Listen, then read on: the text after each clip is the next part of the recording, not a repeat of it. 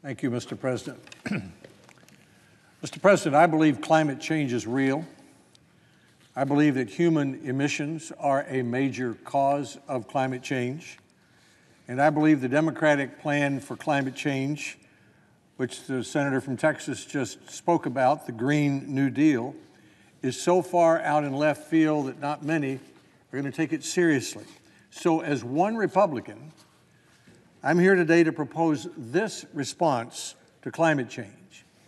And that is that the United States should launch a new Manhattan Project for clean energy, a 5-year project with 10 grand challenges that will use American research and technology to put our country and our world firmly on the path toward cleaner, cheaper energy.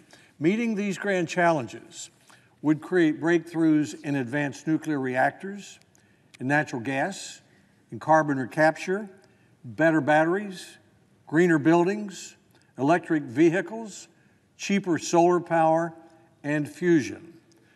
To provide the tools to create these breakthroughs, the federal government should double its funding for energy research and keep the United States #1 in advanced computing. Mr. President, this strategy takes advantage of the United States secret weapon, our extraordinary capacity for basic research, especially in our 17 national laboratories. It will strengthen our economy. It will raise family incomes. This strategy also recognizes that when it comes to climate change, China, India, and other developing countries are the problem. American innovation is the answer. According to the Global Carbon Project, over the last 13 years, the United States has reduced production of greenhouse gases more than any other major country. Let me say that again. According to the Global Carbon Project, over the last 13 years, the United States has reduced production of greenhouse gases more than any other major country. But over the last 5 years, China and its carbon emissions have risen.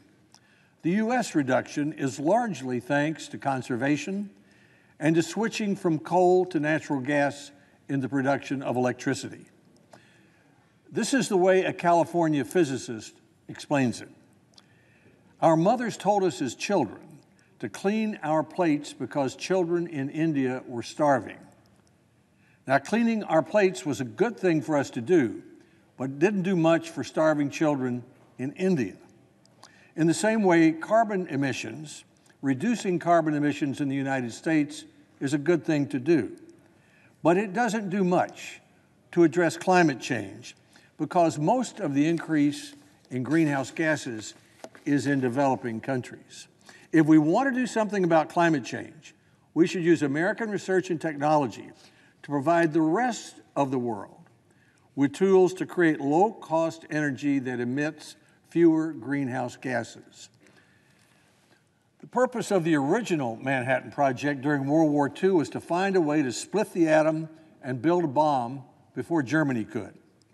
The New York Times described this as, quote, the most concentrated intellectual effort in history, unquote.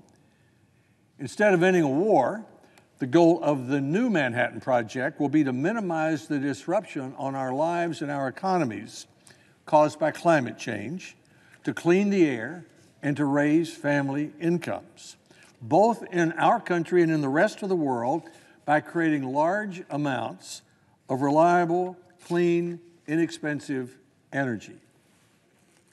Can a new Manhattan Project accomplish such bold breakthroughs in just 5 years? Well, take a look at the last 5 years. Carbon emissions from energy consumption are down by 230 million metric tons. The number of electric vehicles has doubled, and so has the median driving range per charge. The utility scale cost of solar power has been nearly cut in half. The number of homes has risen by 4%, but household energy usage has decreased by 10%. We lost and then we reclaimed the #1 spot in supercomputing. The cost of natural gas has been cut in half. The percent of electricity provided by natural gas has increased from 27% to 35%, and that's all in the last 5 years. I will not spend time in these remarks debunking the Green New Deal because so many others have so effectively already done that. Basically, the Green New Deal is an assault on cars, cows, and combustion. With nuclear power available, its strategy for fighting climate change with windmills makes as much sense as going to war in sailboats. As a bonus, it throws in, as the senator from Texas outlined, it throws in free college, a guaranteed job with a government-set wage, and it would take away private health insurance, the insurance they have on the job, from 170 million Americans, and no one has any earthly idea what it will cost taxpayers. You don't have to believe humans cause climate change to believe in the new Manhattan Clean Energy Project. And you don't have to be a Republican. Hopefully, the new Manhattan Project for Clean Energy can become a bipartisan proposal. Many of its 10 grand challenges have been proposed by the National Institute of Engineering and the National Academy of Sciences. At different times, Barack Obama and John McCain and Newt Gingrich and Howard Dean all have called for a Manhattan Project for new energy sources. These are the 10 grand challenges. First, advanced nuclear. 98 nuclear reactors produce 60% of all carbon-free electricity in the United States. There's never been a death as a result of an accident at one of these reactors. The problem is, in competition with natural gas and coal, these reactors cost too much to build, and some of them cost too much to operate. According to the Energy Information Administration, 11 reactors may shut down over the next 5 years. Building the Vogtle nuclear plant in Georgia, the only 2 new reactors being built today in the United States, could cost as much as $27.5 billion. Building 2 natural gas plants to create the same amount of electricity would cost less than $2 billion. We need to stop talking about advanced reactors and start building something. Within the next 5 years, we need to build 1 or more advanced reactors to demonstrate the capabilities they may bring: lower costs, increased safety, and less nuclear waste. Natural gas. During the 1980s, American enterprise and technology created a new, cheaper way to produce natural gas in the United States. This helped our country lead the world in reducing carbon emissions because natural gas has about half the carbon emissions as a typical coal plant. Continuing to develop new combustion technologies will make a natural gas-fired electric generation more efficient and further reduce carbon emissions. Next, carbon capture. This is really the holy grail of clean energy. Coal is cheap. There's a lot of it. Already we know how to capture sulfur, nitrogen, and mercury from coal plants to clean the air. We've seen that happen in Tennessee. If we can figure out a way also to capture carbon at a cheaper cost and find large-scale uses for its byproduct, for example, CO2 to ethanol, coal could be used everywhere in the world. The Natural Resources Defense Council has argued that after conservation, coal with carbon capture is the best option for clean energy. Next, better batteries. The all-electric Nissan Leaf that I bought in 2011 had a hard time getting me from the Capitol to Dulles Airport and back. Its range was about 70 miles.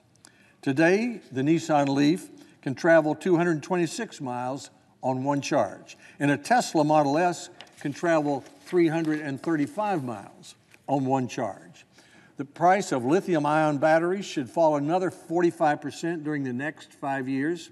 Batteries can also one day allow utilities and their customers to store large amounts of electricity during non-peak hours. And then greener buildings. Despite considerable recent progress, this is still the real low-hanging fruit. Residential and commercial buildings still consume 39% of U.S. energy.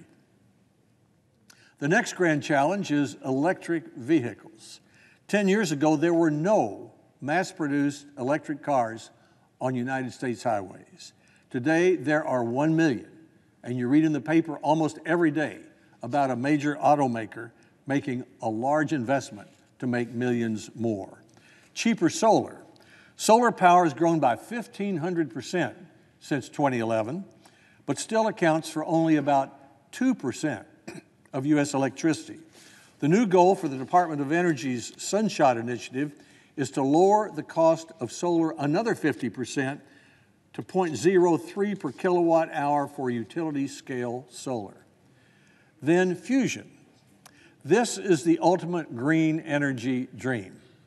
Make electricity on Earth the way the sun makes it. Instead of splitting elements, combine them and make clean, almost limitless energy without waste. This is still a dream, but there can be meaningful progress in the next 5 years. Advanced computing. China, Japan, the United States, and the European Union all want to be first in advanced computing. The stakes are high because the winner has an advantage in such things as advanced manufacturing, stimulating advanced reactors and weapons before they are built, finding terrorists, saving billions of Medicaid waste, and simulating the electric grid in a natural disaster. The U.S. regained the #1 spot last year in advanced computing thanks to sustained funding by Congress during both the Obama and Trump administrations, and we need to keep that position. And the final grand challenge is to double energy research funding. Advanced computing is the first tool the new Manhattan Project needs to meet its grand challenges. The second tool is money. It would take $6 billion annually to double funding for the Department of Energy's Office of Science and its 17 national laboratories, which are where most of our nation's basic energy research is done. By comparison, many estimate the cost of the Green New Deal in trillions annually. Mr. President, this is a bold agenda, and hopefully a bipartisan agenda. It is an agenda that can, over the next 5 years, place Americans firmly on the path toward dealing with climate change and at the same time produce large amounts of reliable, clean energy that lifts family incomes in our country and around the world. Mr. President, I would ask consent to include in the record, following my remarks, an op-ed in the New York Times from the year 2012, authored by Rich Muller, a professor of physics at the University of California, Berkeley, entitled "The Conversion of a Climate Change Skeptic." And second, an address I made in Oak Ridge, Tennessee in 2008, calling for a new Manhattan Project for clean energy independence. Without objection. I thank the President. I yield the floor, and I notice the absence of a quorum.